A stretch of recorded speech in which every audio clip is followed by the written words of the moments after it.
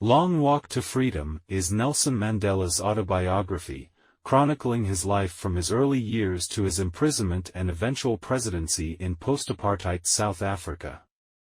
Here's a brief summary. Early life and activism. Mandela describes his childhood in a rural village, his education, and his journey to becoming a lawyer. The early chapters provide insight into the racial injustices and discriminatory laws that fueled Mandela's commitment to anti-apartheid activism. In Long Walk to Freedom by Nelson Mandela, the section on apartheid resistance details Mandela's active involvement in the struggle against apartheid, a system of institutionalized racial segregation and discrimination in South Africa. Here's an overview of how the book explains the apartheid resistance.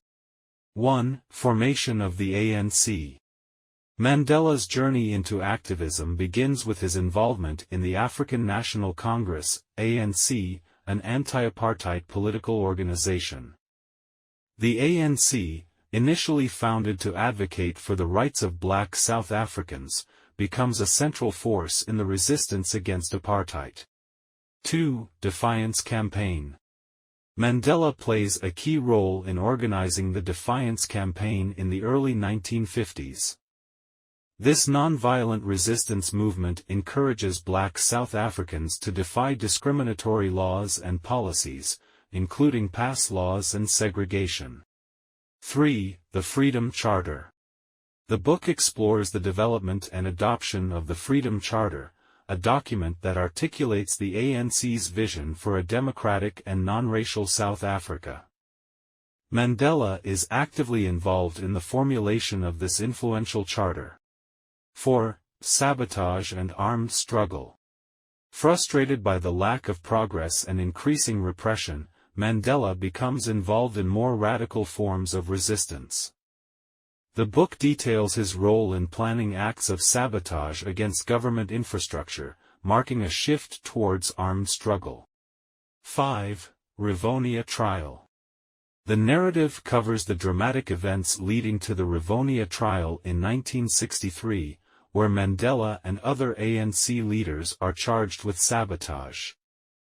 Mandela's defense during the trial becomes a powerful platform to articulate the principles of the anti-apartheid struggle. 6. Imprisonment and symbol of resistance. Mandela's imprisonment on Robben Island becomes a symbol of resistance. The book provides insights into the harsh conditions faced by political prisoners and Mandela's unwavering commitment to the anti-apartheid cause. 7. International solidarity. The narrative explores the growing international awareness and support for the anti-apartheid movement. Mandela's imprisonment becomes a focal point for global campaigns advocating for his release and condemning apartheid. 8. Negotiations and the end of apartheid. Mandela's role in negotiations with the apartheid government is covered, leading to his release in 1990. The book details the complex negotiations that pave the way for the end of apartheid and the establishment of democratic elections. Through Mandela's personal account, Long Walk to Freedom provides a first-hand perspective on the strategies, sacrifices, and determination of those involved in the apartheid resistance, ultimately contributing to the dismantling of apartheid in South Africa. In Long Walk to Freedom by Nelson Mandela, the section on arrest and imprisonment provides a detailed account of Mandela's arrest, trial, and the long years he spent behind bars. Here's an overview of how the book explains this significant period. 1. Rivonia Trial. Mandela, along with other ANC leaders, is arrested in 1962 and charged with sabotage. The narrative delves into the events leading up to the Rivonia Trial, a landmark trial that becomes a focal point in the anti-apartheid struggle. 2. Defense at the trial. The book describes Mandela's defense during the Rivonia trial, where he chooses to use the trial as a platform to articulate the principles of the anti-apartheid movement. His famous speech concludes with the statement that he is prepared to die for the ideals of a democratic and free society. 3. Sentencing and life imprisonment. Mandela and his co-accused are sentenced to life imprisonment. The narrative details the emotional impact of the sentencing on Mandela, his fellow prisoners, and the wider anti-apartheid movement. 4. Robben Island. Mandela and other political prisoners are sent to Robben Island, a notorious prison. The book provides insights into the harsh conditions, forced labor, and the oppressive regime imposed on the inmates. Mandela's leadership and resilience during this period become central themes. 5. Hard labor and isolation. The narrative describes the grueling conditions of hard labor on Robben Island and Mandela's isolation from the outside world. It explores the impact of these conditions on his physical and mental well-being. 6. Intellectual pursuits. Despite the challenging circumstances, Mandela and other prisoners engage in intellectual pursuits. Mandela secretly reads banned books, corresponds with other activists, and continues his education. The book highlights the intellectual resilience of the prisoners. 7. International campaign for release. As the years pass, the international community becomes increasingly aware of Mandela's imprisonment. The book covers the global campaigns and calls for his release, turning Mandela into an international symbol of resistance. 8. Negotiations for release. Mandela's negotiations with the apartheid government for his release are explored. The book details the political maneuvering and behind-the-scenes discussions that eventually lead to his release in 1990. The section on arrest and imprisonment is a significant part of Mandela's autobiography, providing a personal account of his resilience, the sacrifices made during the struggle against apartheid, and the enduring commitment to justice and equality. It serves as a testament to Mandela's leadership and the collective efforts of those who fought against racial injustice in South Africa. In Long Walk to Freedom by Nelson Mandela, the section on negotiations and release covers Mandela's pivotal role in the negotiations that ultimately led to the end of apartheid and his release from prison. Here's an overview of how the book explains this significant period. 1. Shift in government policy. The narrative outlines the shifting dynamics within the apartheid government, including the realization that maintaining the status quo was untenable. This realization prompts a willingness to engage in negotiations. 2. Mandela's approach to negotiations. Mandela's approach to negotiations is characterized by pragmatism and a commitment to finding a peaceful resolution.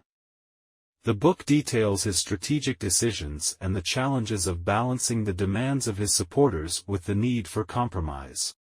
3. Meetings and discussions. Mandela engages in a series of meetings and discussions with apartheid leaders, including President F.W. de Klerk. The book explores the complexities of negotiating with a government that had historically oppressed the majority. 4. The unbanning of the ANC. The ANC and other anti-apartheid organizations are unbanned, signaling a significant shift in government policy. The book discusses the impact of this decision on the political landscape and the anticipation of Mandela's release. 5. Mandela's release. On February 11, 1990, Nelson Mandela is released from Victor Verster prison after 27 years of imprisonment. The book vividly captures the historic moment and the emotions surrounding Mandela's long-awaited release. 6. Transition to democracy. The narrative delves into the subsequent period of transition to democracy in South Africa. Mandela plays a central role in steering the country away from apartheid and toward inclusive elections. 7. Multi-party negotiations. Mandela participates in multi-party negotiations that include representatives from various political groups.